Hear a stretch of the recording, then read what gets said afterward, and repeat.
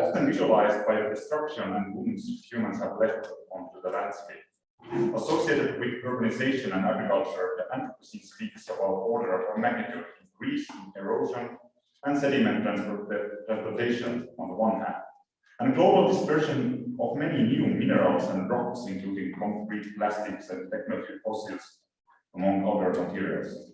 It speaks about the human races on planet Earth.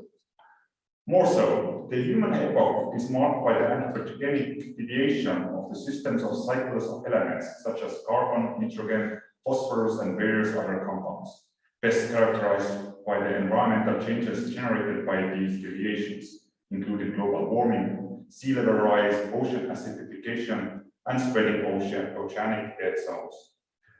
Rapid changes in the biosphere, both on land and sea, result in habitat loss and explosion of domestic animal populations, all which in consequences of industrialization and globalization, as agreed by the Anthropocene Working Group, who voted that 1950s is the start for the human epoch. The great acceleration and dramatic increase in human activity has distanced us from nature. Human, non-human interactions occur only in highly regulated situations, and the traditional knowledge about the environment has lost its value. The Anthropocene is characterized by the uncertainty and fear towards the future. With this research, I aim to bring attention that the Anthropocene landscape can also speak about hope. It can reveal that the new possibilities of multi-species coexistence, or that human activity does not bring only destruction, but also recreates life, all which is best seen when we follow the traces and notice the encounters of human and non-human. For this, I am looking at the trails in Lahemaa National Park, inspired by Robert Moore's book on trails that helped me to think about our world, environmental history, and our practices in the landscape anew. I follow the traces left behind non-humans in the past and today, how humans have followed them, recreating new ones and destroying others. Lahemaa National Park was created in 1972, 20 years after the start of the Anthropocene, and was then the first national park in Estonia and the Soviet Union.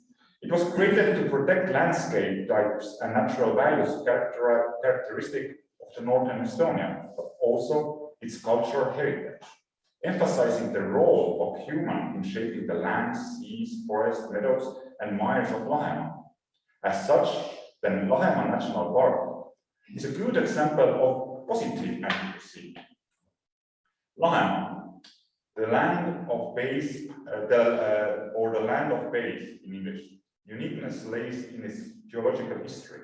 The deep bays and long peninsulas, varied ecosystems and microclimates, diverse landscapes characterized with meandering hills, wetlands, and forests are a result of retreating ice after Ice Age around 11,000 years ago. These are the traces, the tracks of ice. As such, the natural landscape that is valued in the national park has taken shape with the Holocene, the epoch preceding the Anthropocene that started with the end of the Ice Age. Nevertheless, it is the human activity that has made it unique and worthy to protect. Here is where landscape history encounters humans and their practices, allowing us to think about landscape with agency. The ice is not the first to carve the trails and traces into landscape.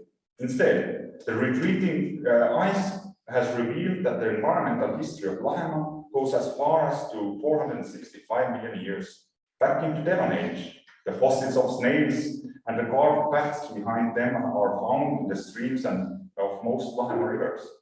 The snails are the first trail makers, making paths for the four- and two-legged to follow. The deep history of animal tracks is harder, if not impossible, to find in the landscape today. But animal paths are there, going along and across the rivers where once fist-sized snails were hoarding. Zoologists assume that animals have followed the same routes for thousands of years, and not even a highway can stop them to follow historic animal trails. And it is on these moments where animals meet human practices. In these moments, traces are left. On a road between Oando and Lauli village, locals know a place that is called the Bear Highway. While it is this particular place where most encounters happen, the bear is also a typical visitor in the yards of locals during autumn months.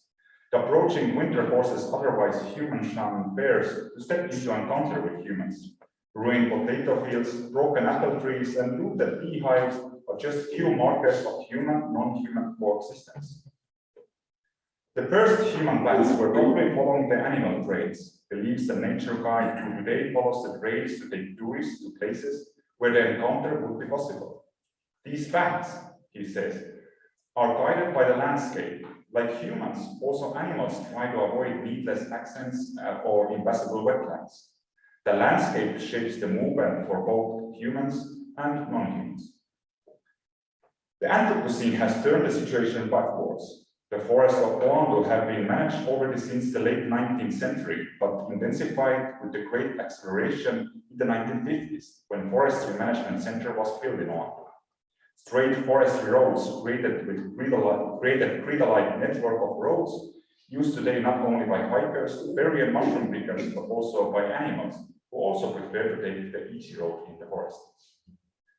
Today, the forestry center has been transformed into a tourist and hiking center.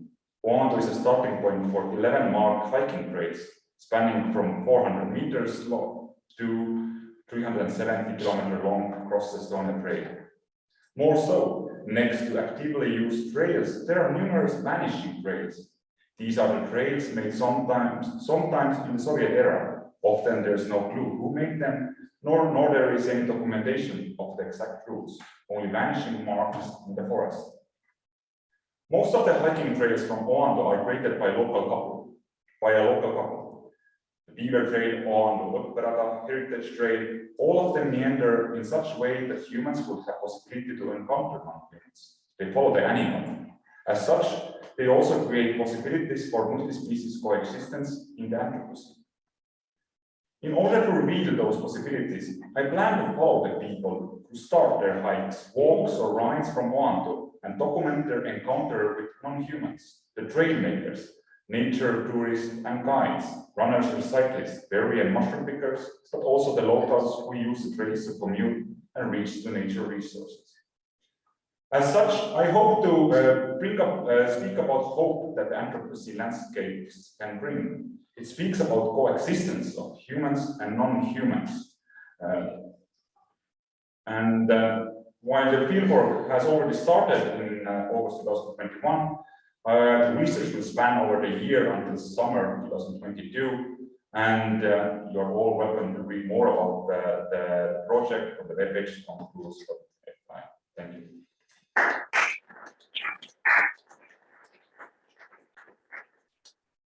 Thank you very much, Joonas, and great you're here, and great to hear you loud and clear locally. I hope virtually you will also be able to follow this.